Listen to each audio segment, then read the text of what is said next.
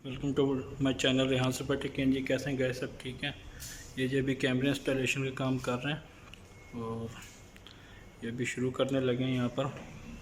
तो ये NVR लगा रहे हैं, NVR सिस्टम्स, ये देखें जी।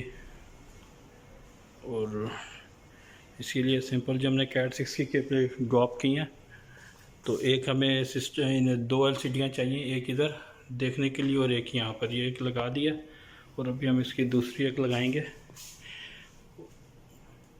ये सारी केबल्स हमने केबल डाल दी, CAT6 की केबल है, कॉपर की। तो और जी ये NVR ये सिस्टम ऊपर लगाएंगे इधर, और फिर HDMI की केबल के थ्रू HDMI केबल तकरीबन हमने 5 मीटर की केबल है साथ, जो इधर सीलिंग के अंदर से होती हुई और ऊपर से ड्रॉप करेंगे इसके अंदर। ठीक है जी, इसकी हम फिटिंग कर ले।